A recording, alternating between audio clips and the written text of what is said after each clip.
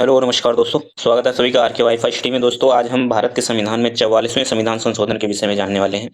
ये संशोधन का दूसरा पार्ट है। पहले पार्ट में मैंने 42वें संविधान संशोधन के विषय में बात की थी। अगर आपने उसे नहीं देखा तो उसे जाकर देख सकते हैं, डिस्क्रिप्शन में उसका लिंक भी दे दूंगा। दोस्तों अगर आप 42वां संविधान संशोधन पढ़ेंगे तभी आपको 44वां संविधान संशोधन अच्छे से समझ में आएगा। ये वीडियो आपको UPSC, state PCS, SSC, railway, police, UPSC और जितने भी ऐसे एग्जाम है जिनमें आपका संविधान पूछा जाता है उन सबके लिए बहुत ज्यादा इंपॉर्टेंट है। चलिए देखते हैं 44वें संविधान संशोधन के विषय में। दोस्तों भारत का जो 44वां संविधान संशोधन है, इसको संविधान अधिनियम 1978 के नाम से भी जाना जाता है, क्योंकि ये 1978 में यह संविधान संशोधन हुआ था। भारत के संविधान में एक बहुत महत्वपूर्ण संशोधन था। इसे 42वें संविधान संशोधन द्वारा किए गए कुछ जो परिवर्तन थे उनको उलटने के लिए, यानी उनको बदलने के लिए ये लाया गया था, यह अधिनियमित किया गया था, जिसे आपातकाल अवधि 1975 से 1977 के दौरान पारित किया गया था।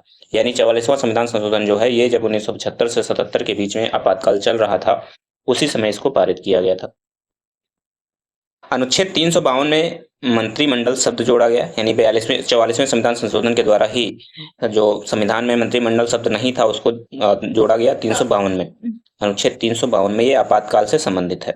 राष्ट्रीय आपातकाल की घोषणा लिखित सलाह पर की जाएगी, ये सुविधा भी यहाँ पर रखी गई। और प्रधानमंत्री मोरारजी देसाई के समय में ये संविधान संशोधन किया गया था, यानी जब ये 1978 में संशोधन हुआ उस समय हमारे देश के प्रधानमंत्री थे मोरारजी देसाई, जो कि पहली बार कोई गैर कांग्रेसी सरकार थी किसी की, ये भी आपको याद रखना है।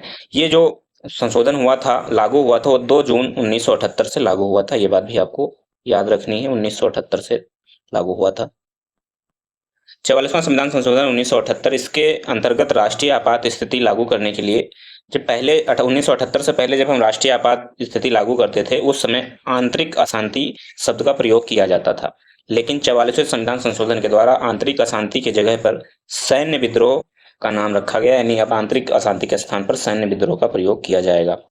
आपात स्थिति संबंधी अन्य प्रावधानों में परिवर्तन लाया गया जिससे उनका दुरुपयोग न हो सके। 44वें संविधान संशोधन की जो प्रमुख बातें हैं, जैसे कि नागरिक स्वतंत्रता की बहाली की गई। इस संशोधन के द्वारा जीवन और व्यक्तिगत स्वतंत्रता के अधिकार जैसे अनुच्छेद 21 और भाषण और अभिव्यक्ति की स्वतंत्रता का अधिकार अनुच्छेद 19 को उनके मूल दायरे में बहाल कर दिया गया।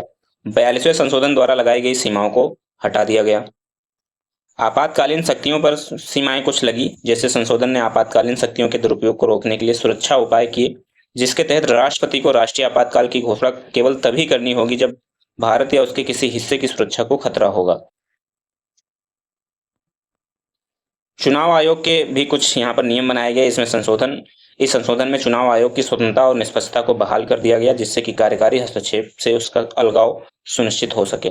सुप्रीम कोर्ट की भी कुछ शक्तियां इसमें निर्धारित की गई, जैसे कि कानूनों की समीक्षा करने और उन्हें अमान्य करने के लिए सुप्रीम कोर्ट के अधिकार क्षेत्र की पुष्टि की गई।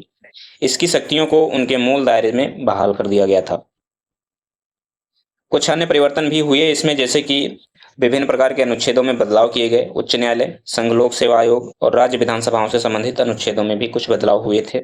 44वें संविधान संशोधन में लोकतंत्र, नागरिक स्वतंत्रता को बहाल करने की दिशा में एक महत्वपूर्ण कदम उठाया गया था।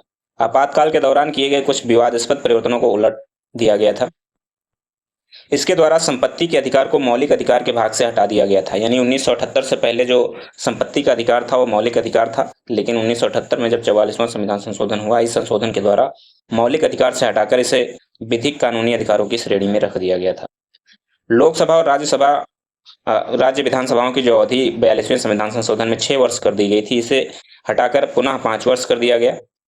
उच्चतम न्यायालय को राष्ट्रपति और उपराष्ट्रपति के निर्वाचन संबंधी विवाद को हल करने की जो है इसके अधिकार प्रदान किए गए।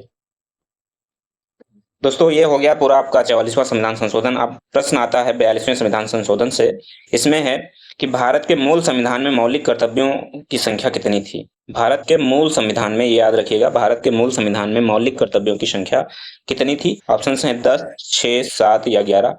इसका उत्तर आपको कमेंट बॉक्स में कमेंट करके बताना है। दोस्तों अगला वीडियो जो रहेगा वो भारत के प्रथम संविधान संशोधन से संबंधित होगा। वीडियो आपको कैसा लगा इसे कमेंट करके जरूर बताइएगा। हमसे जुड़े रहने के लिए हमारे चैनल को सब्सक्राइब करिए। धन्यवाद। जय हिंद, जय भारत।